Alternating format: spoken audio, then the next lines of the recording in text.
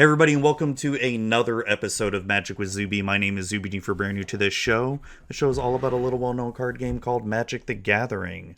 On today's episode, we brought on none other than the Queen of Cardboard, Beth, who is in charge of the Community of Cardboard Discord, which has just recently been started up in the past couple months, I think it's been. And we talked about what it's like to be a newer Magic creator, what it's like, developing your own community and talking about Magic and much, much more. Hope you all really enjoy this interview with her. But before we get into that, let's get a few announcements out of the way here. You can find this podcast on iTunes, Google Play, Stitcher, TuneIn Radio, and Spotify. And you can find it on YouTube by searching Magic with Zuby on YouTube. Or just go to the links below in the show notes. And I'm on Facebook, Twitter, Instagram, TikTok, all that. Just look for Magic with Zuby, all that stuff, because I'm really good at social media and all that. And then you can email me at mtgzuby@gmail.com if you have any questions or concerns. I will be at Command Fest Philadelphia, and I am looking forward to meeting some of y'all and playing some Commander. But the first thing I am doing when I get to Command Fest Philadelphia is running up those Rocky Balboa steps. I'm sorry, it's got to happen. So I think that about does. Oh, that's right. We are sponsored by cardsphere.com, the best place to buy, trade, and sell your Magic singles and sealed product. Definitely go check them out and sign up today. It may seem a little confusing trading cards, but trust me, once you get into the swing of things, it's super easy.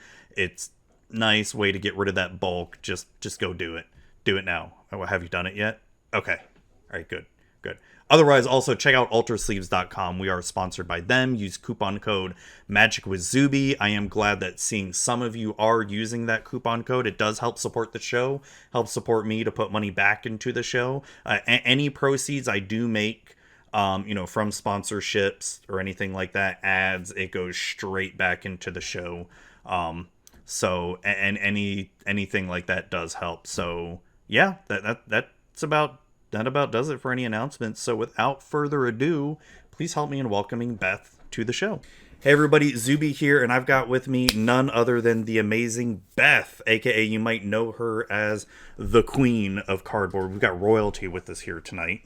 Thank you for coming on. Thanks for asking me. I feel like I always try to guest on other things, but I think one of my favorite things is actually just sitting down and talking about Magic. So I love being on podcasts. Yeah, mine too. It's probably one of my favorite things to do is just talking, BSing with other Magic content creators. And, we'll talk Magic and then we'll get into other stuff that's usually non-Magic related, which is, I don't care. It's my show. I'll talk about whatever I want. It's my show. I'll talk about what I want to. So, how's it going? How are you doing tonight?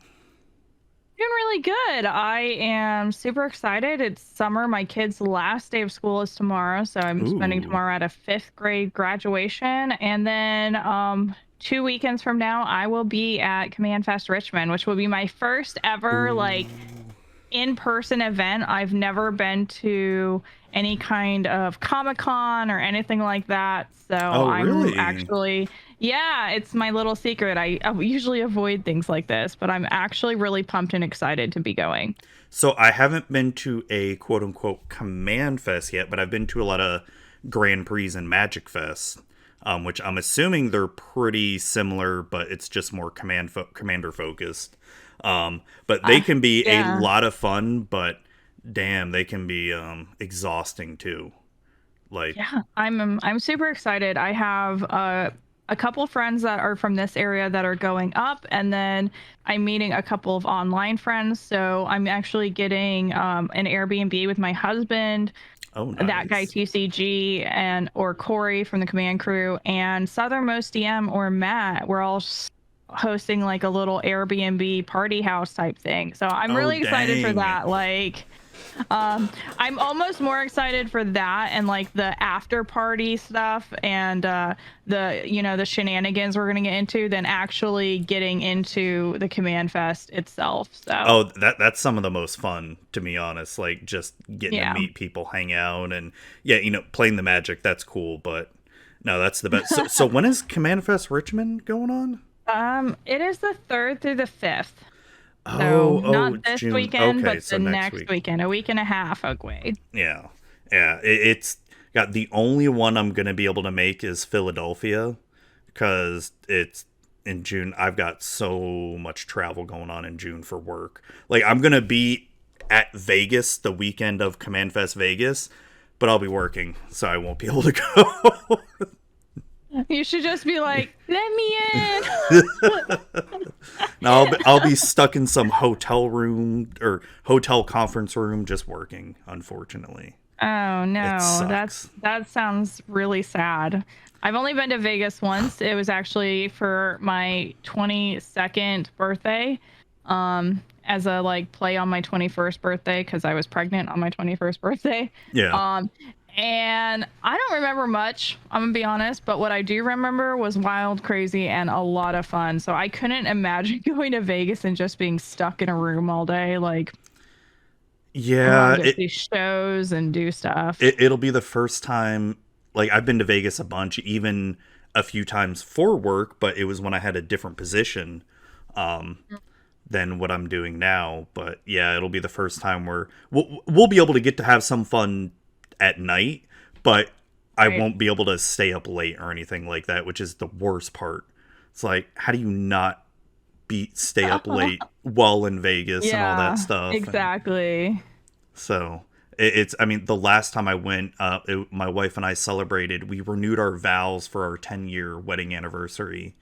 And it was the first time I time traveled, Beth. Okay.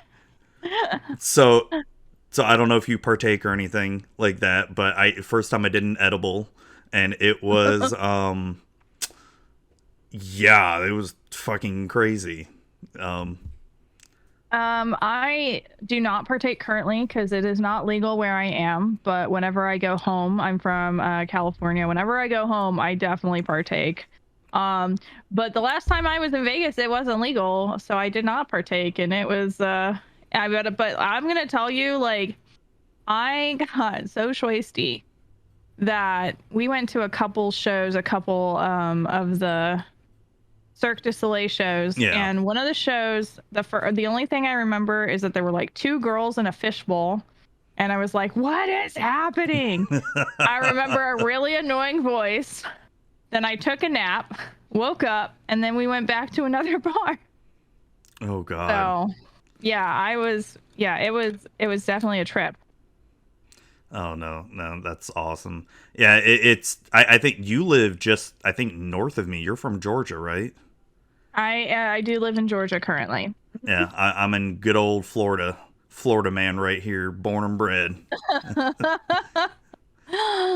And God, let me tell you, it's fucking crazy down here. Which I mean, Georgia's not any better, but it's bad.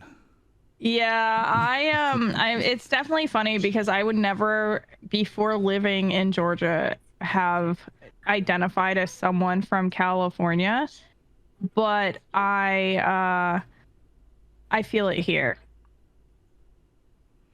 Yeah, like it's Georgia. I mean, the times I've been in Georgia, I've been to Atlanta and a few other.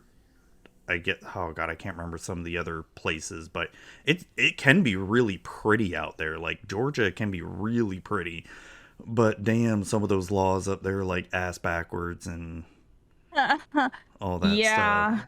I live in, like, I think Augusta is one of the, it's like the 3rd or 4th. It's one of the bigger areas of people. It's definitely a military town. So it's not like the mountains when people talk about, oh, they went to the mountains or they went to Helen or, and I like Savannah and I like Charleston, which is in South Carolina. And, But I will be honest, I am here because this is where my husband was when we first started dating, and now our kids are settled here. And as soon as they are out of the house, I will be going not here. Oh, I know exactly what you mean. My wife and I've been talking about the same thing. My oldest graduates high school this weekend, and that's gonna be holy crap. Are you even Huge. prepared? I mean, no. I know I'm just gonna be bawling my eyes out. Meanwhile, I'm like, do you know what is the movie where she dates the guy to get him to move out of his parents' house? A failure to launch. Yes. That's Holy gonna be crap! me. I'm gonna have a naked room. A naked. I guess I don't remember that. I Yeah. just remember the movie. I don't. What was that part? So his parents, she gets him to move out, right? Okay. Yeah. His dad is like, I have a naked room. Oh god. Man. And he's just like in there naked. He's like, this is my naked room. Oh god. And it's one of the football announcers. I can't remember his name. John Madden or Terry No, Terry Bradshaw. yeah, Terry Bradshaw, and he's just standing there like Nice. naked, and like there's always like a table between like the Yeah. middle parts. But I'm just like, well, it's like exactly what you imagine when you're like, I don't want to see this person naked, and then you do, and you're like, I can't unsee that. Yeah. Yeah. No. No. So yeah, my oldest is gonna be graduating, and my youngest, she's 12, 13, still in middle school.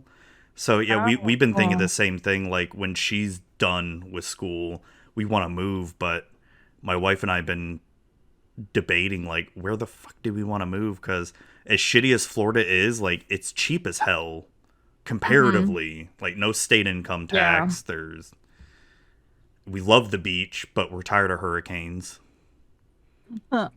Yeah, I was lucky enough to be in Hawaii for a few years, and that's probably one of my favorite places I've ever lived. Like, here's my like top two places in the US that I like. Hawaii, New York City, which are also some of the most expensive places in the country to Right. live. And I'm like, but yeah. Oh my god. Yeah. Oh god. Yeah. Yeah, friggin' Give me Hawaii. the beach or give me culture. Like, that's what I want. And Yeah, I can just beach bum it all day. Just sit on a beach, read a book, and like that's it. Just listen to the waves. I love the water. I love the Oh water. yeah. Like I don't, as I've gotten older, I don't like being in the water that much, but I like sitting next to it. I'll be I do like being in the water, but it's like certain places, like there's Yeah, certain beaches, it depends. certain beaches that are like protected and it's Yeah. calm and you're not like a little buoy being like you can float, you know. Yeah.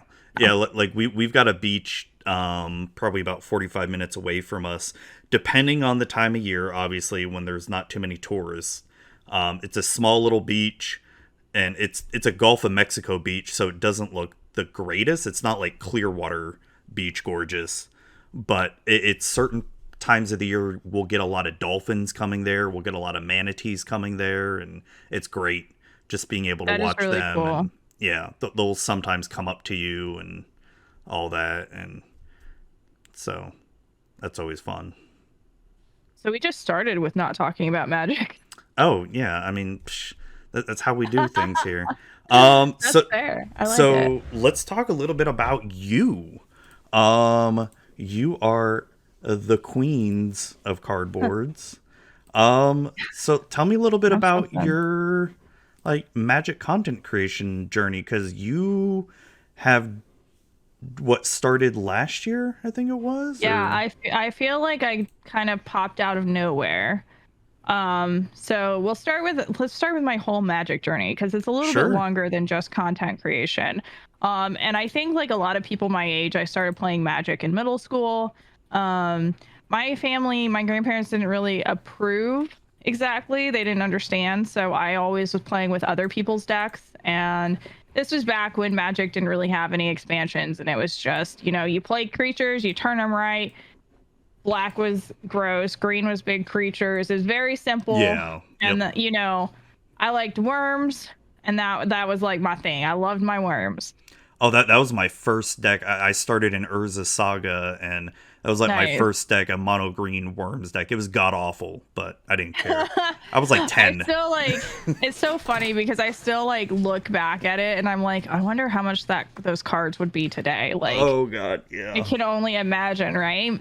Oh, and I treat them like shit, which is wrapping them around rubber bands and stuff. Oh yeah, you wrap them around rubber bands, you shuffle them. I mean, I don't even want to think about Sleeves? it. What are those? I don't know. Sleeves? Gosh, no. So yeah, and then I got out of high school and I joined the military, and I was really too busy to play Magic. I was deployed in my first couple years. I was back and forth. I moved a lot. And so it wasn't really something that I was able to pick up again. And I, in that time, instead got into MMOs. So I was playing WoW, like a lot of World of Warcraft. Oh, I know what you mean. Yeah, I played a lot too. Yeah. And then as I grew up, it was something that, like, anybody who's had like a deep addiction to WoW, like, you can't do that and do anything else. Like, your friends play WoW, everything around your life revolves around that. And Oh my God, I had small children and I was a mom and I had other responsibilities as I'm starting to age, you know. So it didn't really, but I it's raid just time. really couldn't. Yeah, it was raid time. And when the kids were really little, I still was trying to find time to, you know, have a real job and have, you know, the kids and whatnot. But as I was Yeah. getting older, I started having other interests. And I actually, in Hawaii, was playing kitchen table Magic with a group of guys on post. And we played a version of Commander. And those decks, that deck that I had was actually a 5-color dragon deck. Nice. And it was gross. And I'll be honest, because compared to how I build decks now, that deck never should have worked. Like, there was no dual lands in there. It was like just dragons and dragons. So But it did. And what was it, Commander you were playing? Um, Or was it just like 100 it was card like some jank? kind of like, it was some kind of Commander. It definitely Okay. wasn't what Commander is today. Okay. But I would play kitchen table Magic with them and we would hang out and have a good time. And, you know, as things happen in the military, you move away. And I moved away and no one really played Magic. So I sold my collection. I've done that. I feel like everyone who sells their collection and is in Magic now is like, son of a bitch. Like, why? Oh, I had to do it the past 2 years because of freaking. Well, last year my house pretty much had a lot of shit happen to it that I had to pay off, and then year before that was kid had to have knee surgery, and my insurance would only cover like barely any of it. That's horrible. Yeah, but hey, thank God for my collection though. So Yeah. Yeah, that is that still hurts me a little bit. I'm like, oh God. oh Ugh. yeah, oh yeah. But Some of those cards yeah, you'll never so get again. I sold my collection and I pretty much from then, like, I went through a lot of life changes, a couple moves, a divorce, and I was like, I'm never getting back into Magic. I'm never getting into WoW. I'm never getting into something that takes up all of my life. And sorry, my husband's asking me questions. Oh, that's all right. It was good, thank you. But I don't. The same thing would be fine, thank you. It happens. Okay. Sometimes worse than the kids, but I love him because he's sweet and he's bringing me a drink, and I appreciate that. But yeah, I went through life changes and I was like, you know, I'm never going to get involved in WoW again. I'm never going to let anything, you know, take up my life or, you know, be crazy, because we all know how Magic gets. Like, you spend all of your money on it and Ooh, what do you yeah. have to show? Like, don't look behind me because there's a fish tank and Magic cards and Warhammer and, you know. Oh, you're fine. Look behind me. I've got all these D&D books. You don't see Yeah. the like the D&D books, all the Zelda video game Yeah, stuff. for sure. And then not even counting all the Magic stuff on the further end of my office. But I think as I started to get older, I started to realize just how alone I felt. And this last move was probably the hardest because it was the first move that I did that was not in the military. And completely not military related, not in government work, not contracting. Like, I was just with my husband and I didn't have anything that was mine. And I went on like that for years. And then we ended up moving into this house and I was still just trying to find my way, find my place. And I've always played video games. I've always done this and that. And I remember one of my friends had lost his job and we joked that, oh, we're just going to start streaming. Ha ha ha. Like, that's how you're going to get money. We're going to make money streaming. Thank you. You don't have to get a job because we're just going to start streaming. It's going to be fine. Needless to say, that didn't work. And he still streams from time to time. You can find him at L_more. And he's not really a Magic player, but he plays other games and Pokemon and some other stuff. Mm-hmm. But I found that I really liked streaming for a couple reasons. One, I liked the community. I liked playing games with people. I liked being able to do something that brought people together. And there was only one problem. Most games, when you play them, you play by yourself. Yep. And I love to talk and I love to chat and I love to discuss, but I can't talk to an empty room. Like, it's tough. It takes a lot of practice because yeah, I know what you mean because I feel the same way with streaming, and also if I ever do any solo episodes of my podcast too, it's a bit hard. Yeah. And during COVID, I actually was finally approved for VA benefits, which allowed me to kind of step back, go to therapy, and really think about what I wanted to do as a person. Because before that, from the time that I left the military to that period, I just felt like nothing stuck and I was bouncing around from place to place to place. And again, I had nothing that was mine. Mm-hmm. And I started going to therapy last year. It was my first time ever, willingly going and trying to work on it.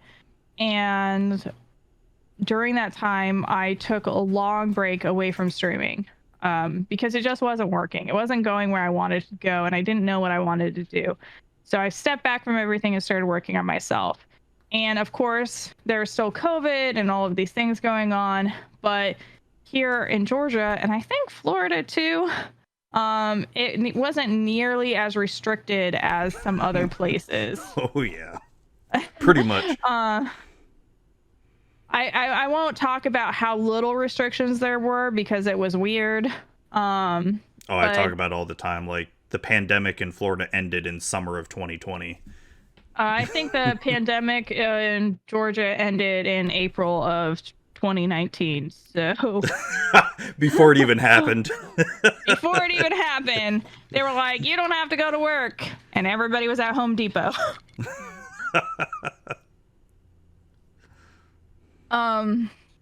Yeah.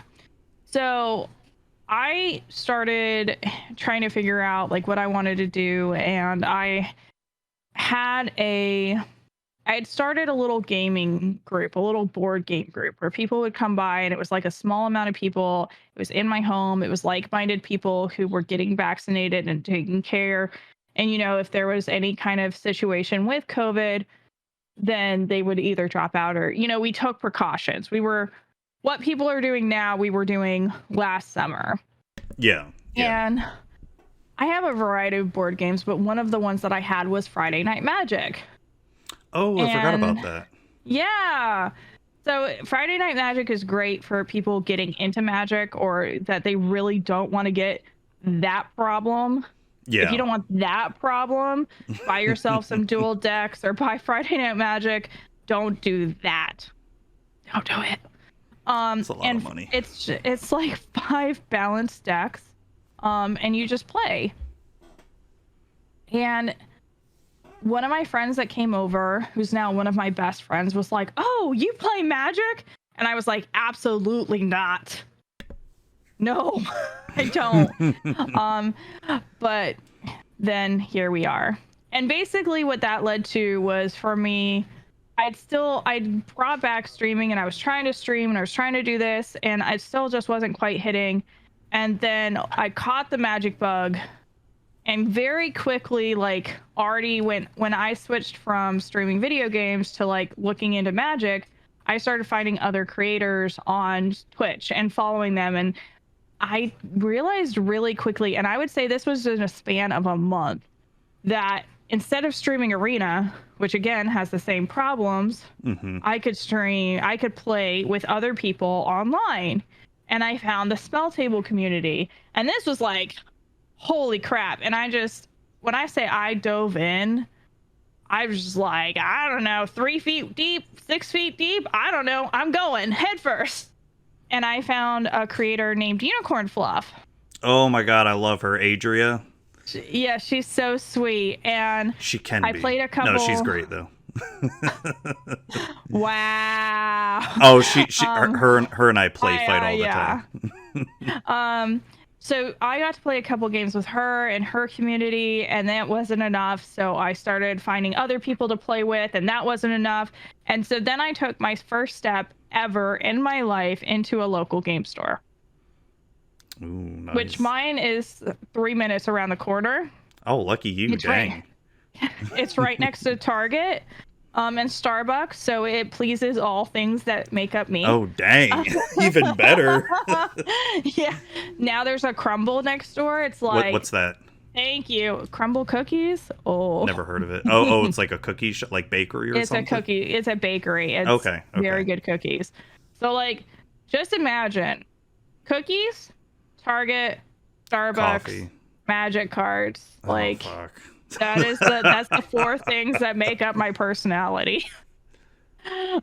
But yeah, and so I started playing Draft and Commander, and I've pulled back a little bit. I'm finding balance still, but I realized as I kept going on that not only do I love the spell table community, I love to build community. I love to be a part of bringing people together and helping people find their people, because I feel like it took me, this is a really long story to say that I think it took me 36 years to truly find my people. And most of them are online, but that's okay, because we can play whenever we want to, and we all are bringing people together, and we all do little things to make it all that much better. So anyways, that's awesome. The end of that, like, 30-minute story. No, you're fine. You're fine. That's my character arc. No, that's awesome. I love to hear it. And that's one of the reasons why I wanted to bring you on, because it's, I've been following you for a while, and just recently we played, not recently, God, was it recent? No, I went on your stream once. I can't remember how long ago it was now. Time's such a blur for me. Maybe it was a couple months ago. Let me see, because here's the thing. Oh, do you keep track? This month, no, I don't think it was. I do. I don't think it was this month or. Okay, if it wasn't this month, then it was in March or earlier, because I took all of April off. Maybe it was in March, but no. Then I'll sometimes catch your streams, and I liked your whole what was it called? Cardboard of Community, or Community of Cardboard? Community of Cardboard, yeah. Yeah. And I like what you're going on there, because it's, so I've been in this Magic content creation game for like 6 years now, and it's, I guess at this point I'd be considered old hat. I don't know. I mean, there's people who've been doing it longer than me, but it's especially like during COVID, during the pandemic, seeing this new generation of content creators, and I'll be honest, it's hard to keep up, like, with who's who. I don't know half the time, but I like what you do is when you give shout outs to newer people too, because it allows me, because basically what I do is I do this podcast as my main form of content, and I like bringing on, people of all ilks, I guess is the right word, or I don't know. I don't know if that's the right word or not. All people. All people. People from all backgrounds. I Yes, there think. we go. Yeah. All people. We like all people here. Yes. You got to And be a people. Sorry, King. yeah, so my dog. it's I like what you're doing, so that's why I wanted to bring you on and talk about it, and Yeah. what. Well, it's kind of funny because like you talk about content creation and how especially in the pandemic there's so many people popping up all of the time. And when I look at the Magic community and I look at an event and I see that, and this is going to feel really personal, but I promise it's not just about you. And I see 90% of the invited attendees are white men with glasses who are middle-aged or older. I'm going to be honest, I get sad because there are so few other people being promoted that it's just like, this is where I have to get all of my content from. And I don't want that. I want a variety of content, especially because if 90% of the people that are getting promoted are this set of people and I'm not this set of people, then I'm never going to have a chance. Yeah. And you look at the type of girls that are getting popular, and I don't mean just in the Magic community, because I do think that the Magic community does a better job of this than other communities. But across the board, if you look at Twitch and you look at the girls that are getting popular and they're making partner, most of them are early 20s, very pretty, variety streamers. And that's not me. I don't feel like when I look at that, I see somebody that I can ever be. I will never be 20 again. I will never be not a mom. I will never be tee cute. That's just not who I am. So what I recognized was that there was this huge gap where all of these people that I know are creating amazing content. They have amazing voices. They have something to say, and they're not getting a platform on which to say it. And so the more I thought about that, because of course I'm lucky, I don't have to rely on funds to live. Like I don't have to rely on Twitch to make it happen for me. Because I would be really shit out of luck if I did. Just being realistic, I wanted to make sure that people do have a way to have a voice, that it shouldn't matter how many followers you have or how smart you are or how good at the game you are, even to be able to talk about something that you enjoy.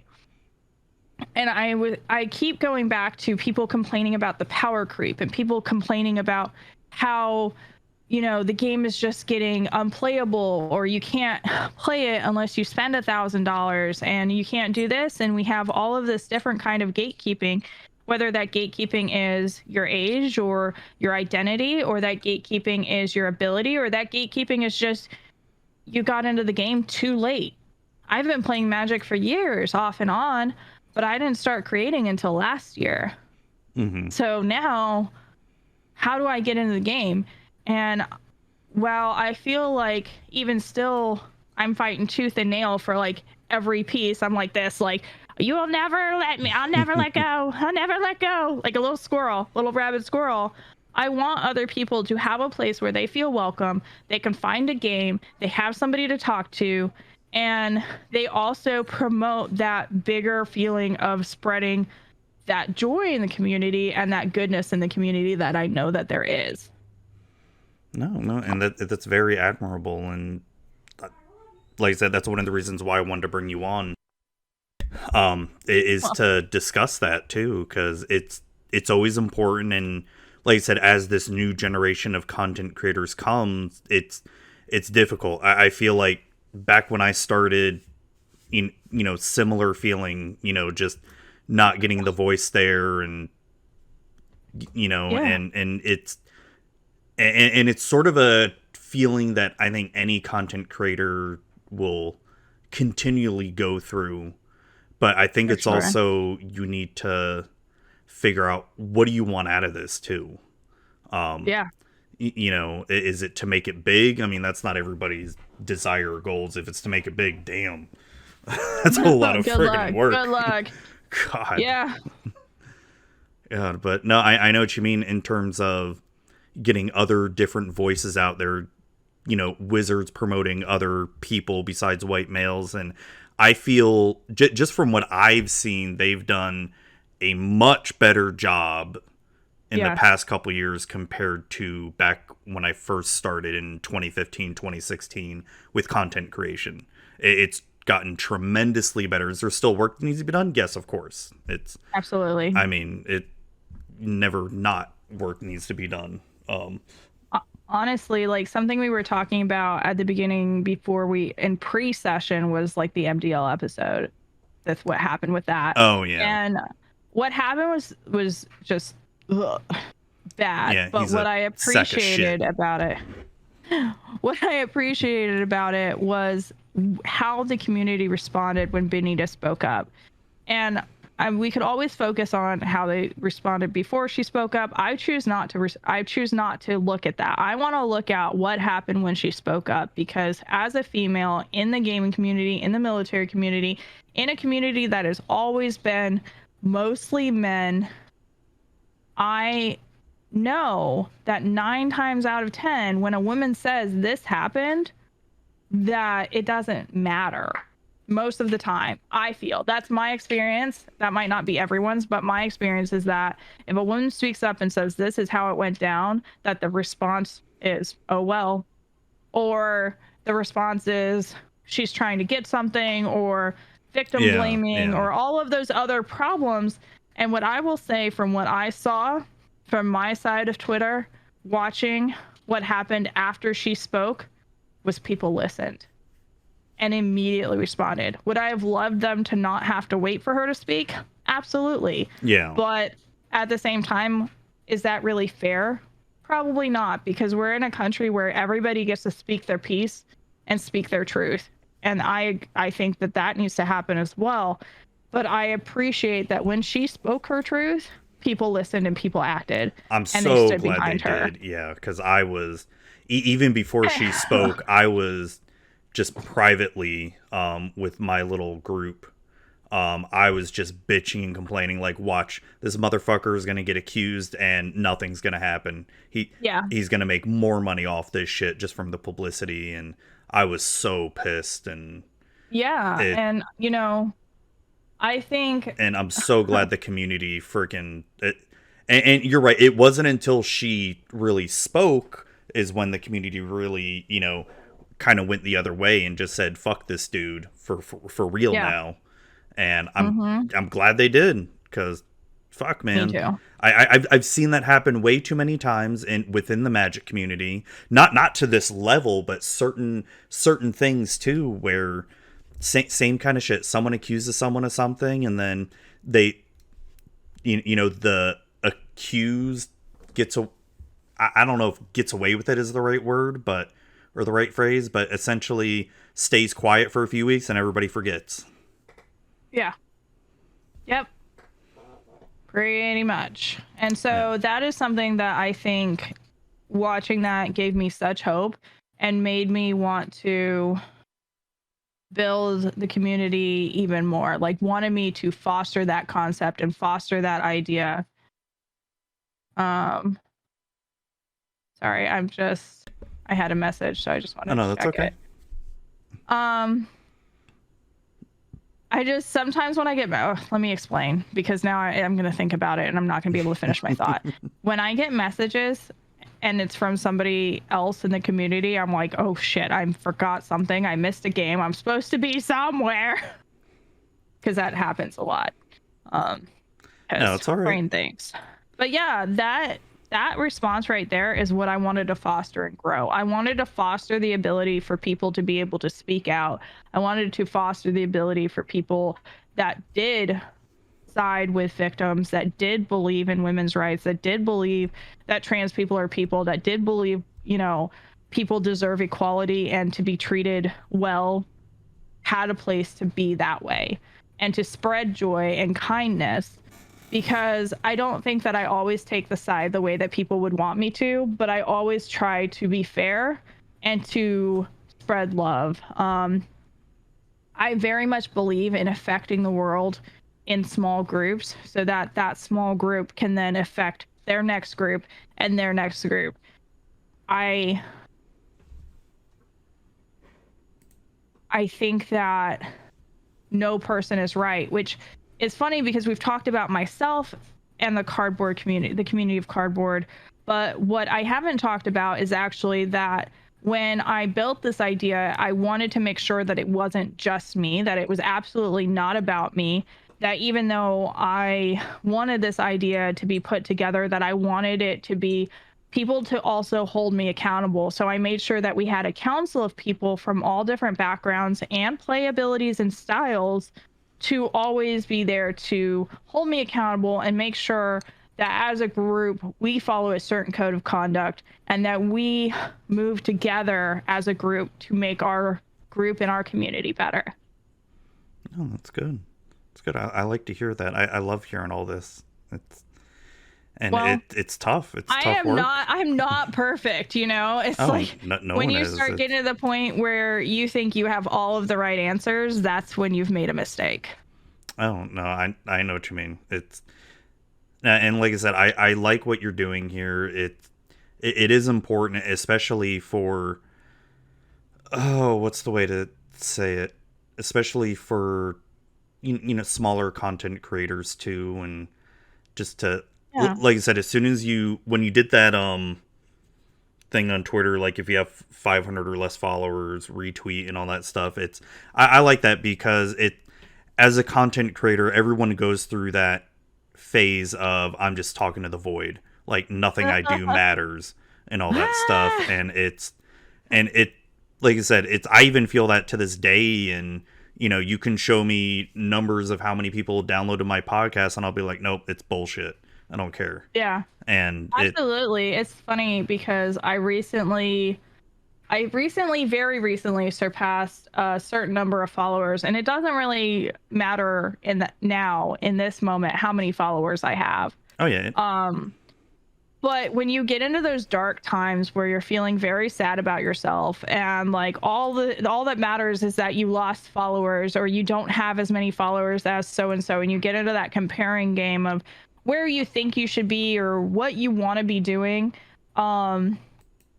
it's very easy to tune out that people care about you, that people want you to succeed, that people are cheering for you, that people are your friends, because I think there's some sides of content creation that make you very paranoid and very untrusting, and even of the good things, even of the people who are trying to be there for you and are trying to, be in your corner. It's very easy to get into your own head and be like, I'm not good enough. I'll never be good enough. No one cares what I do. Or like you have a guest and they don't respond to a DM and you're like, they hated it. They hate me. I actually messaged someone, I won't say who, but it was someone who had been on my stream and they're a much bigger creator than I am, much more well-known in the community than I am still. And I had messaged them privately and said, hey, I hope you had a good time. And they didn't say anything. And let me tell you, that ate me alive for a month and a half, maybe more. Oh no. And finally I was like, I guess you didn't have a good time. I'm really sorry about that. If you can tell me in the future what I can do better, I would really appreciate it. And the person who it was like, what are you talking about? And then I have to have the awkward conversation of, yeah, I hate myself. Oh no. Yeah, so I don't like myself very much, and overcome that as well. And thankfully the conversation went fine. We are going to play more games in the future, but it was one of those things where if I hadn't have ever had the conversation, trust me, I had 13 conversations about how that went in my head before it even I even gave that person a chance to respond and tell me that everything was fine and I'm crazy. They didn't tell me I was crazy. I tell me I'm crazy. No, Which is why I always go back to my community and remind them when they have those conversations with themselves to not have negative self-talk, because I almost always do. and it's tough. It's tough to beat that because I don't know. I mean, I wish I had some advice to say how to not have those thoughts and feelings, but damn, it just happens. It's so I know exactly what you mean with DMing people, because I've had bigger creators on my podcast before, and after it releases or whatever, say like, hey, hope you enjoyed it, blah blah blah, not get the same thing. But I don't know. I think after so long, and listen, I'm You not just have to trust that you're doing the right thing. trust doing the right thing, and then also, you know what, if they end up not talking to me again, okay, whatever. It's, Yeah. I just it's I've gotten to a point now where it's like I can't spend the energy to focus on that stuff. Like so this is what I've done with my Twitter, because I'm a Twitterholic. Like I'm obsessed with Twitter. Oh my God, me too. Like I'm pretty sure I'm gonna go back in Twitter in 5 years and be like, what the hell, Beth, were you talking about? Because I think that about like my Facebook memories. Don't ever look God, at your Facebook yes, memories. yes. That is a dark place. I don't God. ooh. God. I would say the same thing about MySpace. Like if MySpace was still around, like, oh God, what was I saying in MySpace back then? Now I'm expecting people to go on like Wayback Machine and try to find my MySpace, but I'm gonna ruin it. Maybe I'm gonna ruin it for you in advance. I was a little emo kid who thought the world was ending. It's fine. You'll see very emo pictures of teenage me. You don't have to find it. It's there. I wrote bad poetry and I thought I was a vampire at one point, okay? I was Twilight before Twilight was cool. Hey. Don't look at it. It's funny because speaking of vampires, like my wife at that age, around like teenage, she was huge into vampires. She even LARPed a Vampire the Masquerade. She was that into it. She was a bigger nerd than me when I thought I was a huge nerd as a teenager. She was my high school sweetheart, so and she broke my heart, and then I got back at her by marrying her later in her 20s. My first boyfriend ended up being gay, so missed opportunity. I've had that happen with girlfriends. It kind of makes you wonder, but Was it me? And then you go back and that's the same thing. It's like, why can't I just have self-esteem? Maybe that's how they were. That's not my fault. Yep. And it takes so long to learn that shit too. God, why can't they just teach it to you when you're like 5? I don't know. Like, wouldn't the world be so much better if we just like came out confident and like knew that everything was going to be fine? Yeah, because so like I'm at a point now in my life, like especially in my job, where I'm confident enough that I don't know what I'm doing, but I'll confidently do whatever I got to do to like get it done, if that makes sense. Like, yeah, I tell that to my boss like every day. Like, I don't know why you hired me. I don't know what the fuck I'm doing, but I'll figure it out though. But I'll figure it out. Pretty much. It's like, shit, why couldn't I have that confidence as like a teenager and shit? I would have like aced school and all that shit and went to Harvard or whatever. I think it's so interesting, like looking at different generations, and I feel like millennials were just tired and have anxiety. Yeah, because you're how old? 36?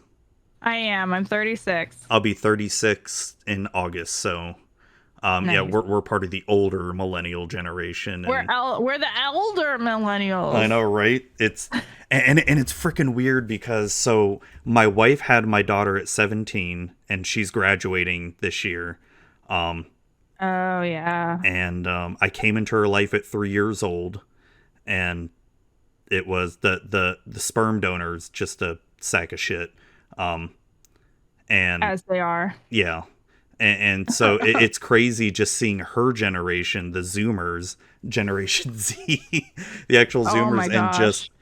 and just like how they were learning school now. It's all it's all on computers now. It's all Hmm. friggin' Let me But tell you, none of my kids have ever had to handwrite an essay, and that's a problem. yeah, oh No, yeah, not yeah. once. Not a single one. And all of their Same handwriting with is mine. terrible. Yeah, And I'm mine like, too. It's I had to learn cursive and it sucked. I hated it. listen, if you want to trick your kids and not let them be able to read what you're writing, just write in cursive. It's fine. Yeah, yeah. So my grandmother recently passed, and we were I was helping my mom go through her house, and you know she was 91, so that was generation where everything was written in cursive, and I gotta say I struggled to read through some of her writings, like in her journals and stuff, and it's like I haven't read in cursive in so long. I couldn't recognize some words, and plus she was a nurse too, so it was not the easiest handwriting to read anyway.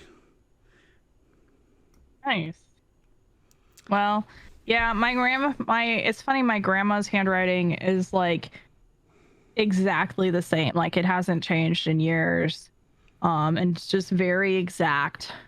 And my grandpa's handwriting is a little messier. And then there's my handwriting, which is a little messier. And then my kid's handwriting, which is like sometimes I'm like, are you still in kindergarten?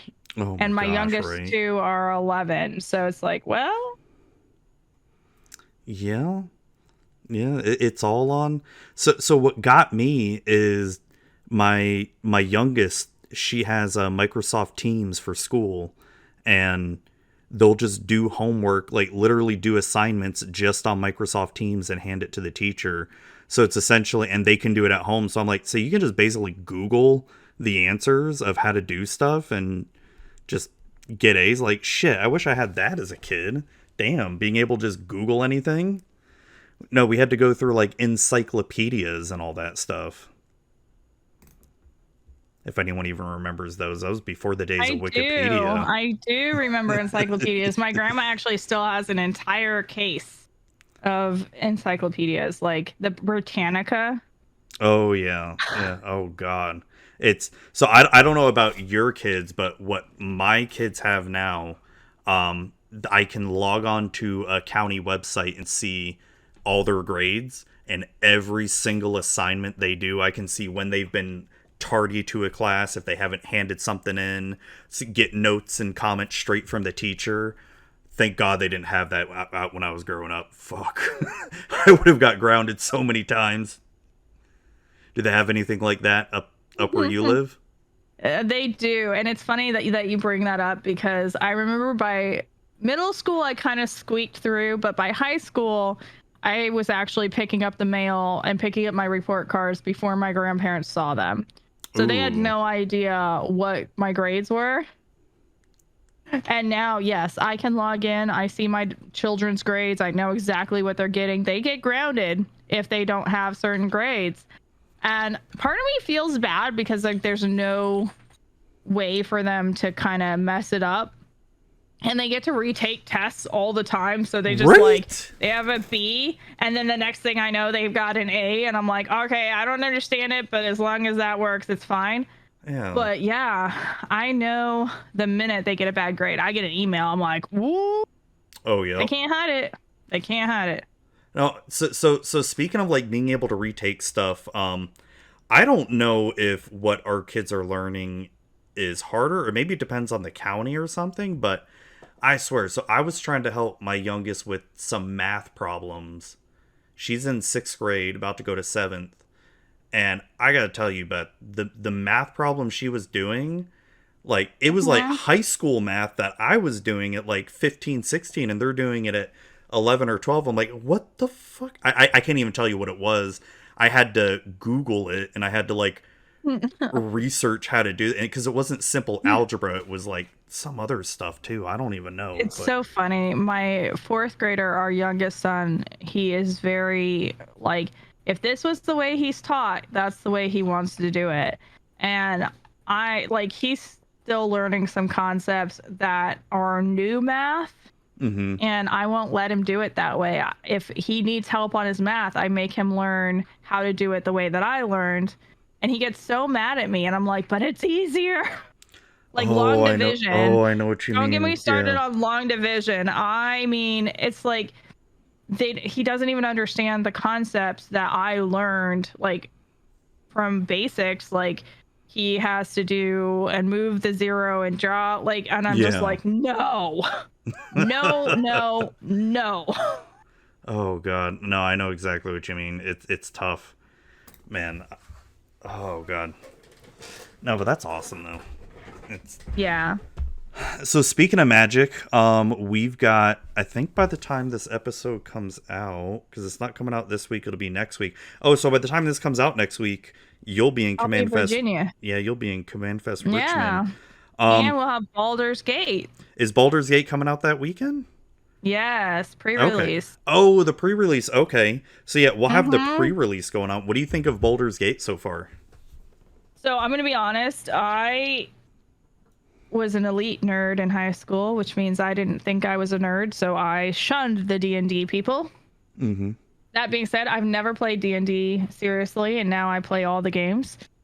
Probably will try D&D once or twice because it's my kid's favorite thing to do. Nice. But I will say that I think Baldur's Gate is wrecked. It's so powerful. I'm so excited. That's my dryer, if you heard that. Notate the time so you can cut that out if you heard that. Oh, no, it's fine. I think that it is such a great set. I love the flavor of it. I love that some of the cards are just silly, but being silly doesn't make them bad.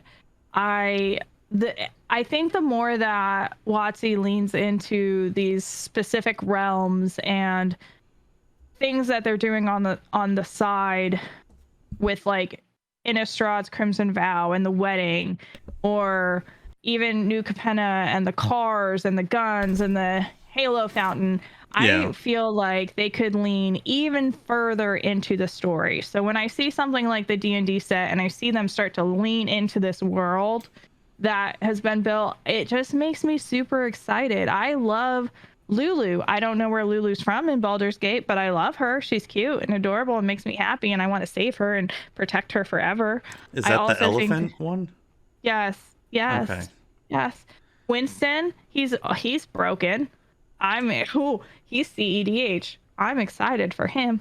I'm gonna pull up Scryfall. That's what I did, because I man, it's for someone who's as invested in Magic. You probably hear this so many times, and probably everybody. It's like I just can't keep up with all the freaking cards, and it's not so much.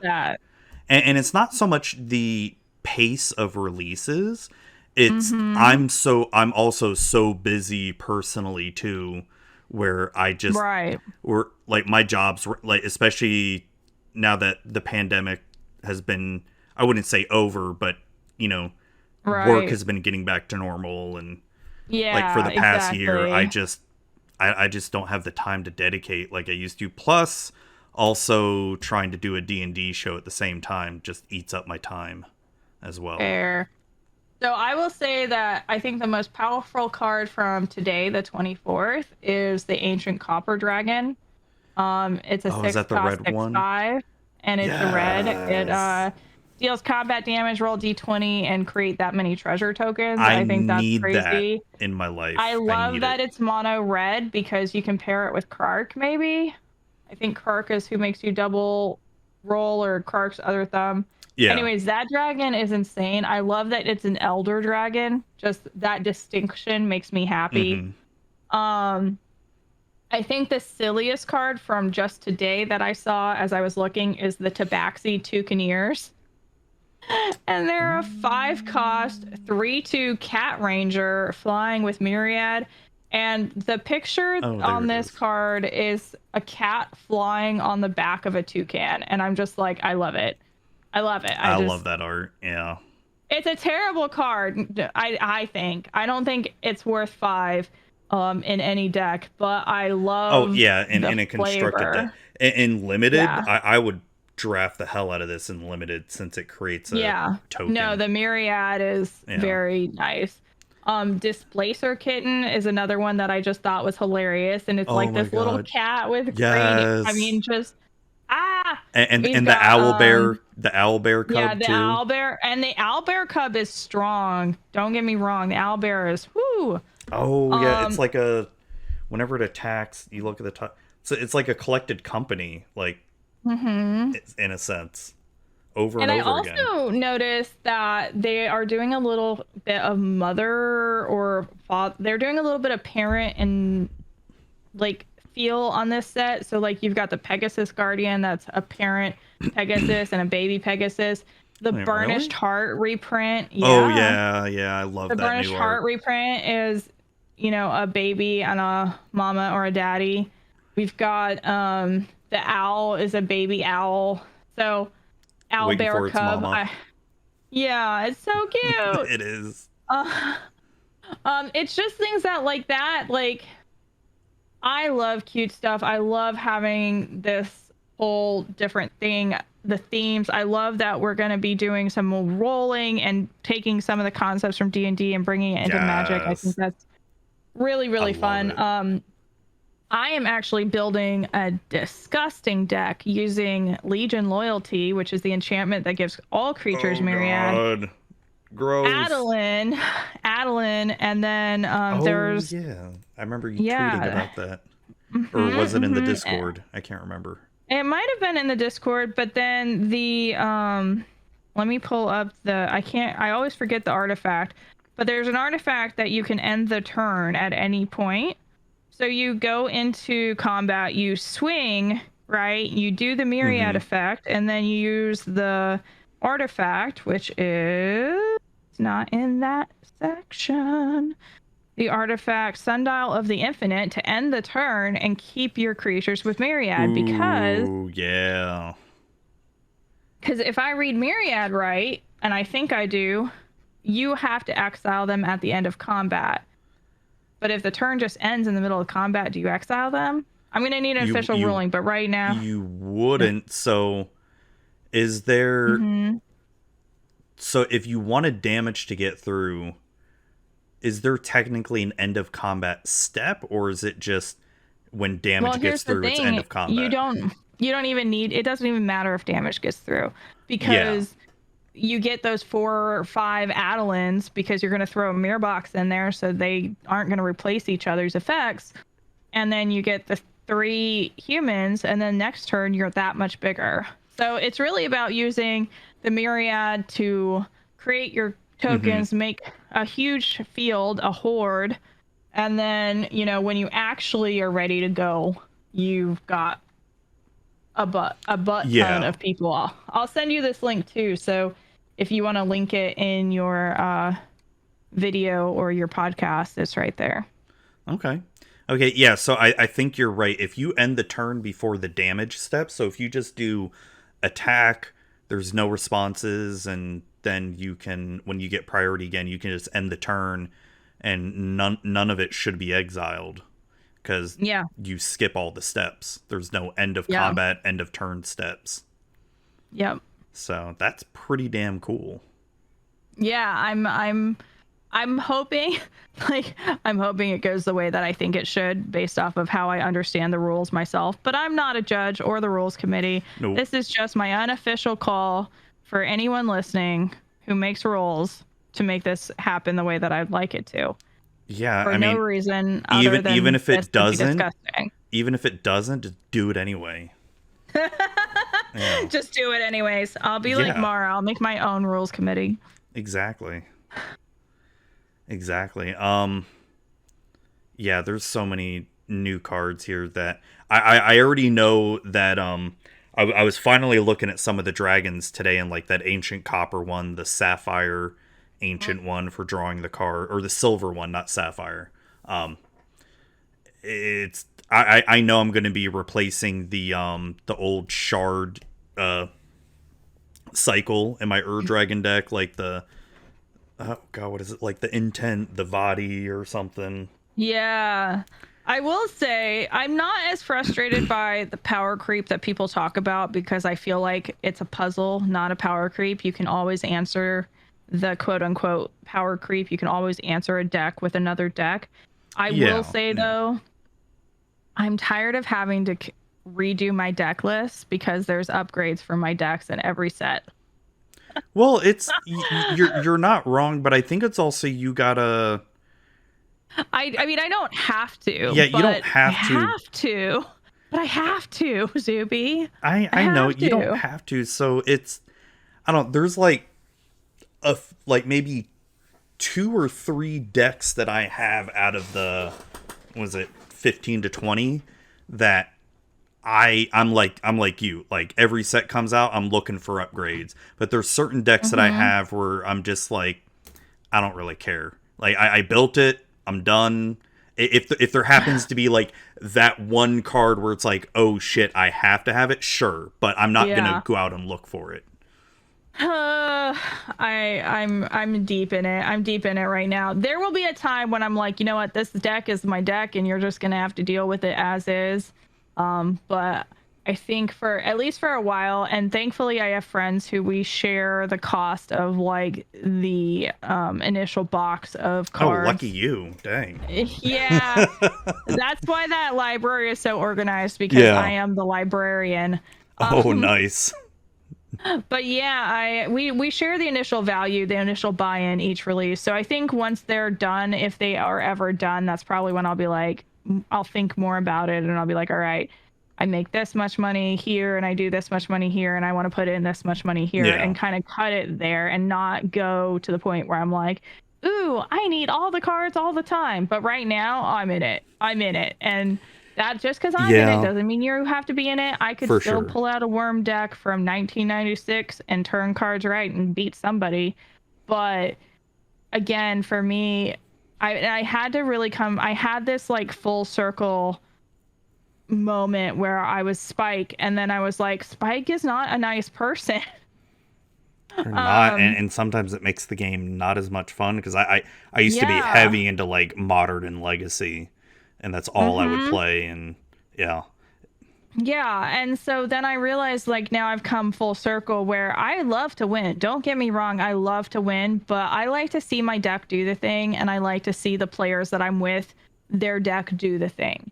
That makes me far happier is that community and going back to the hmm, community and going back to that and having that fun, which is why your deck can be the best deck that it ever could be. And on my channel, it won't matter because chat's going to kill you.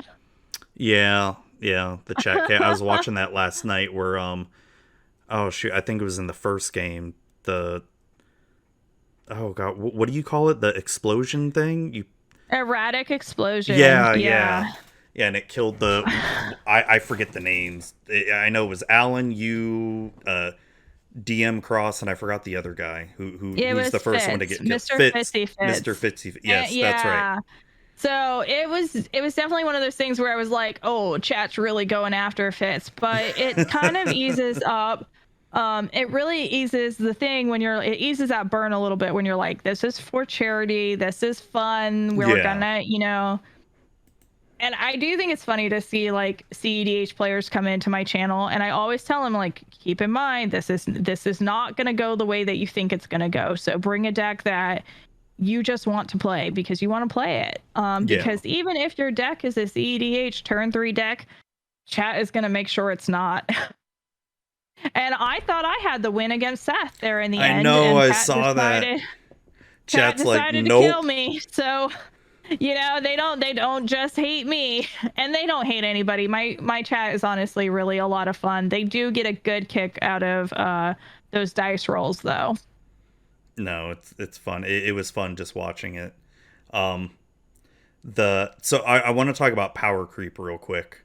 So Oh yeah. um, and I just want to get your thoughts of it. So not so much with this set here because I mean I think anyone can say, the thing of, yeah, commander is getting pushed more, there's getting more powerful strategies, sure, yeah, you I can agree with that. But when the thing that gets me with power creep nowadays is how crazy the commons and uncommons are getting nowadays. Like, look at Streets of New Capenna and look at some of the commons and uncommons. Like, sorry, this is probably old boomer Zuby talking, but I see some of these commons and uncommons. I'm like, shit, those would be like mythic rares just 10 years ago.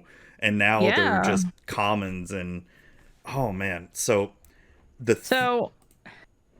what I think is happening, and I don't really know what's happening at WotC. Maybe they just got really high over the pandemic and worked from home, and this just happened. I don't know. I don't have the answer, but what I will say is that by making more powerful common and uncommon cards, you're making Magic more accessible.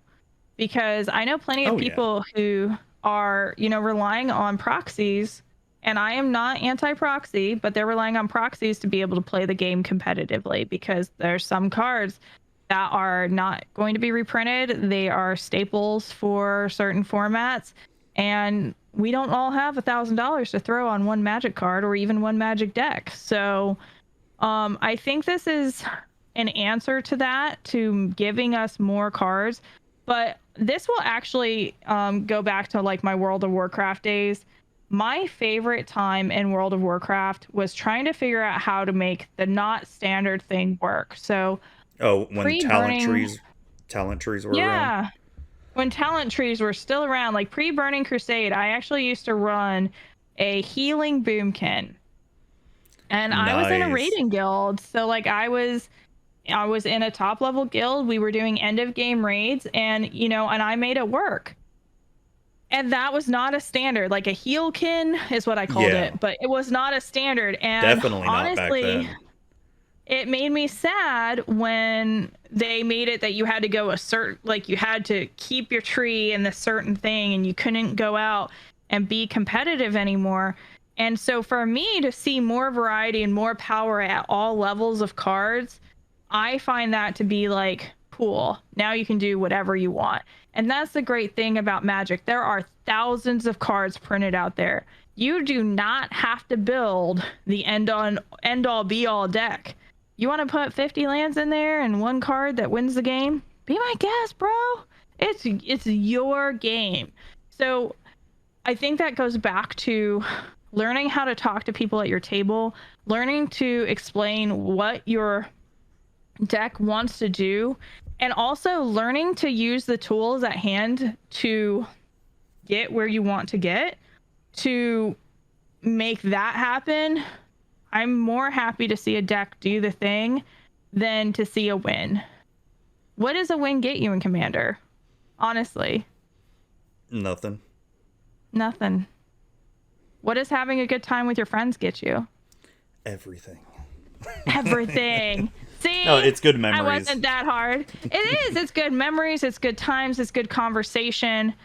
I think in a game where there always is going to be one winner, it can be very easy to get that like feeling, that ucky feeling inside where you were not the winner. But I think the goal of Commander always has been a community kitchen table type game where you can have fun and you can make your own game, your own deck with thousands of cards. You don't have to build the same 100 cards as every other person. That is true for the spirit of it. It feels sometimes harder in practice, especially if you're that person who doesn't have that play group, right? Or you don't have those like-minded people and you just want to go to an LGS or something. And that's why we go back to the community. Yep.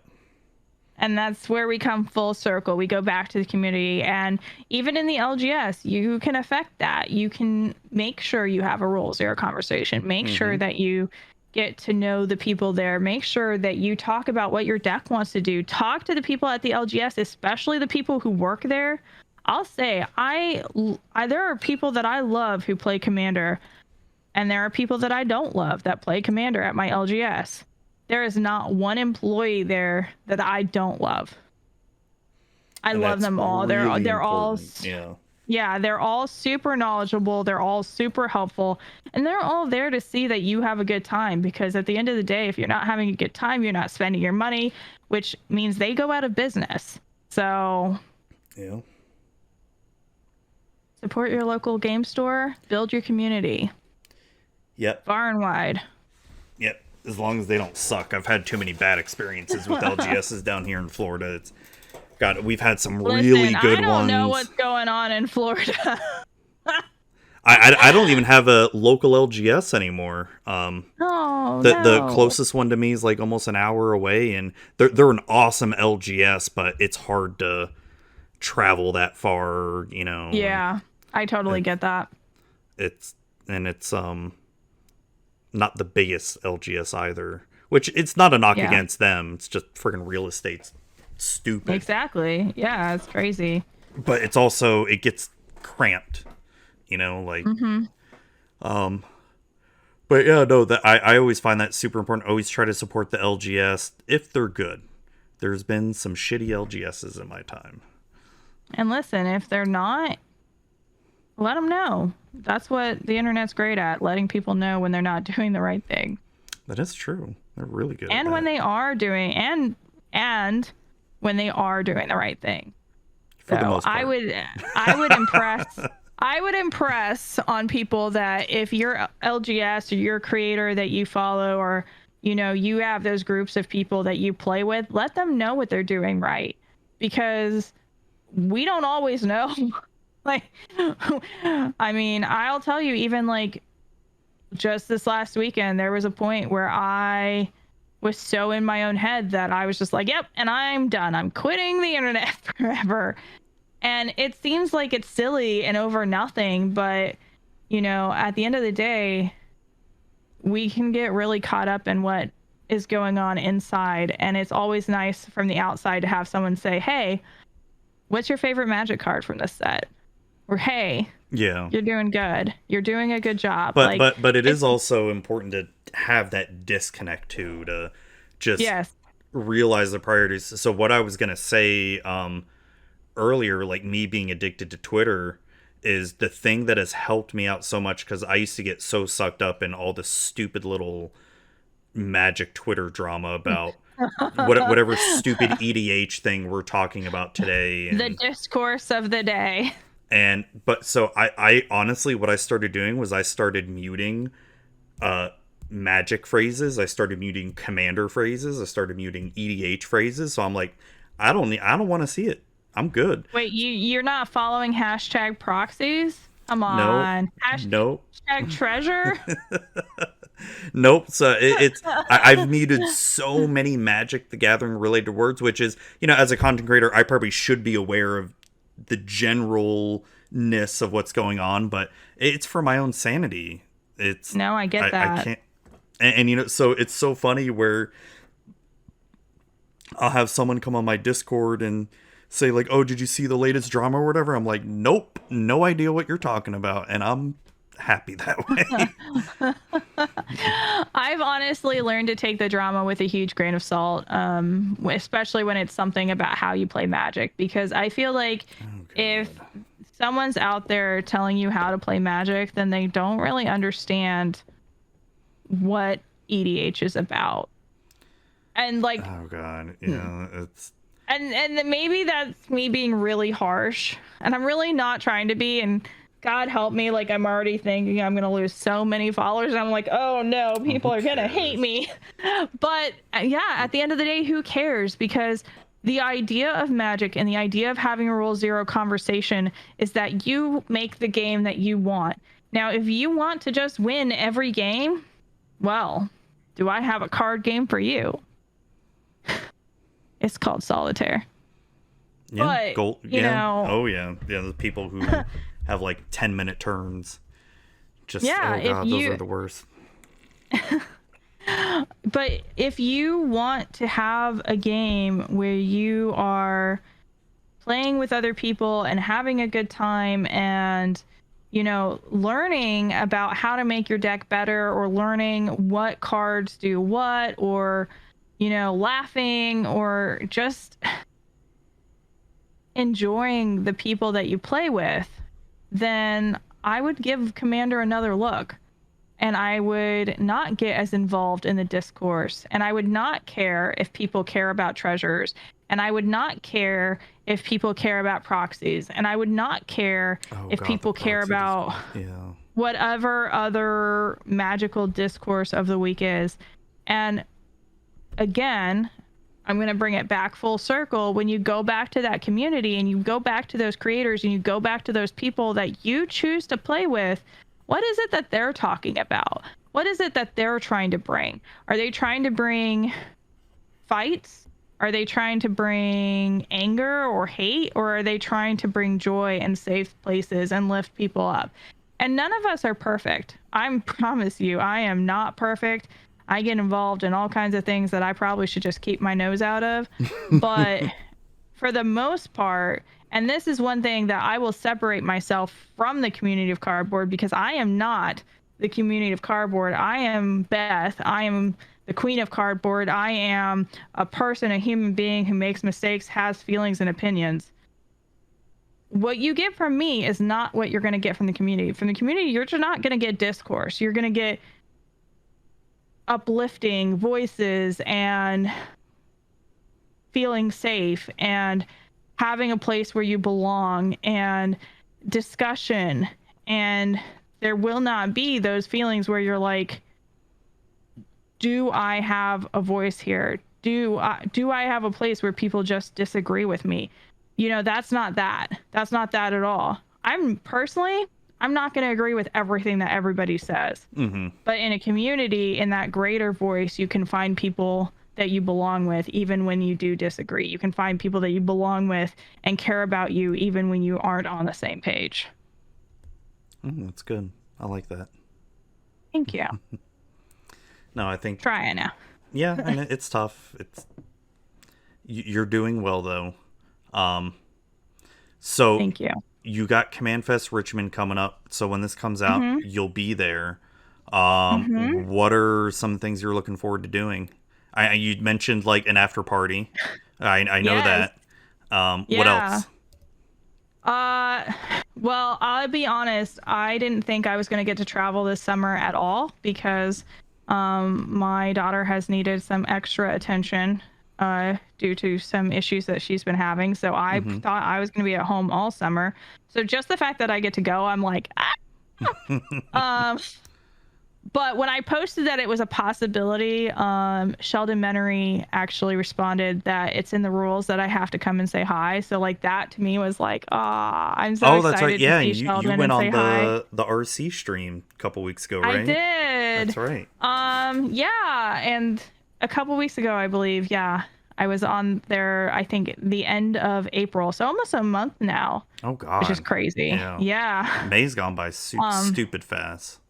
Very, very fast. So I was excited. I'm excited for that. I love Sheldon. I think he's got such a big heart. And so I'm excited to see him and say hi. And like, I get to meet Hobbs for the first time in person. And again, Corey from that TCG guy. And that's where it's like you take that community that you've built online and you finally get to make it a reality in person. And like, I can't even express like just how excited I am just to get down to things. I honestly, like, I don't even care if I play a single game of Commander. I'm sure that's not going to happen. Like, I'm already a little overwhelmed at like how I'm going to get into games with all the people that I'd like to play with. Yeah.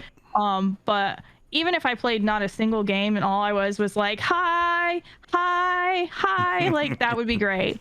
So I am really excited about the after party that we're hosting on Is it going to be live streamed? Saturday. Live stream it. You should. I don't know. You just need an iPhone. I don't know. Let me live vicariously because I can't come. You're fine. You're fine. I will definitely take lots of pictures. I can't guarantee that I'll live stream it. That does remind me because Corey, who's he's in the Northeast, he went to a thing with a bunch of people that we play with together online a couple months ago. And I was like, you need to wear a GoPro. You need to strap your iPhone to your chest and you're going to FaceTime me so I can be there too and I could say hi. And he's like, no, Beth, that's not happening. And I was like, but why not? And it's that FOMO. That FOMO is real. Yeah, it really is. But I'm also excited because we are hosting our event at a local business, a local cafe called Unplugged Games Cafe. And nice. I've never been there, but I did look at ratings and I looked at the space, and they're mainly a board game and like role playing place, but that's perfect for Magic people because they have food, they have tables, they have drinks, and they have that's all you need. A huge amount of space. So yeah, we're really excited to be going there and hosting our event there. So I know Pixie and I keep talking about wanting to do a normie con, do like a little normie meetup. We finally got to meet after doing that Magic for Normies podcast for 2 years. We got to meet. Was it last week? The week before? God, I can't remember now. And it was awesome just meeting her.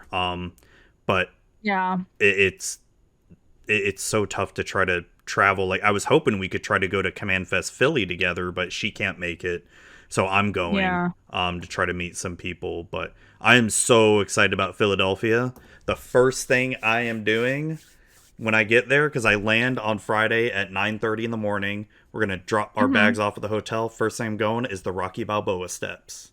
I gotta do the Rocky steps. Nice. Yes. I'm actually really sad because I wanted to go to Command Fest Orlando.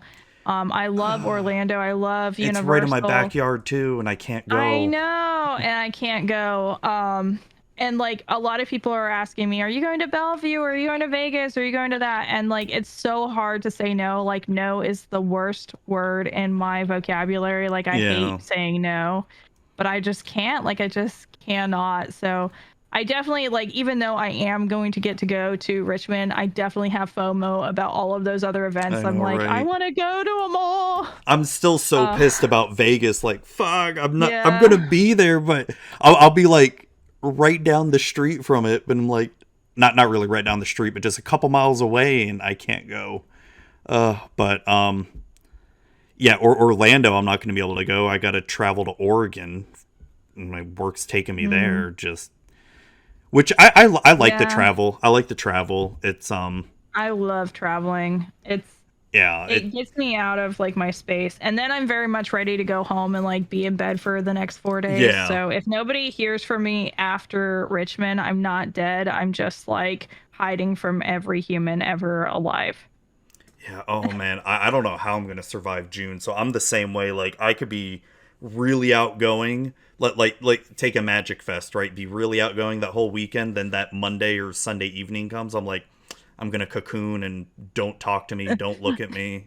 Yeah, I like to tell people I'm an extroverted introvert because like I can be really social and fun for like 2 hours max, and then by then like my battery is drained, and you can actually see that on my games, because by the end of the game I'm just staring there at you like, take your turn, please. I want to go to bed.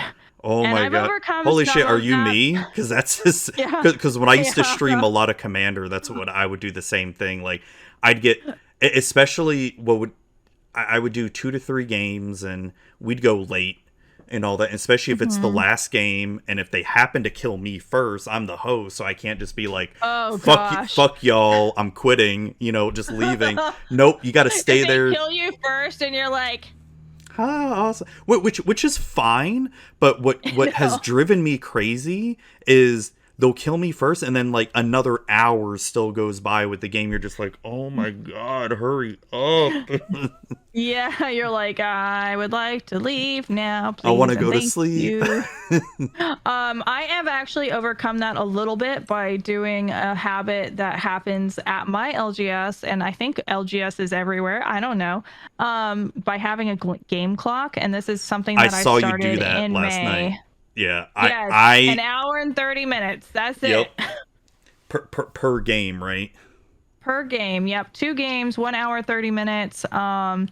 If the game is very, very short, less than an hour, we'll fit in another one, but I will not go over that game clock, because not only am I trying to fit as many people in 1 month as possible and as few streaming nights as possible, but also because, I'll be honest, I have the attention span of a fruit fly. I get bored. I don't know what's happening. I don't Holy even shit! care by Yes. the end of it. So Like, I've noticed that too. So when I'm playing Commander over Spell Table, my attention span is a lot less. But in person, since I'm able to physically interact with you, my attention span's mhm. greater. So if you take those 5 minute durdle turns, that's fine because I can talk freely with the other person and not over interrupt the other people. So I know what you mean. Like Mhm. over spell tables, sometimes I'll just be like, all right, I'm bored. What's going on? Just start Googling something or go on Twitter or Reddit or Yes. yeah. So I know exactly what you mean. Yeah. It's I've tough. I've tried to get better about that, and honestly, the chat chaos has helped that because like something is always happening in chat, and I have to be Yeah. like, all right, stop the game.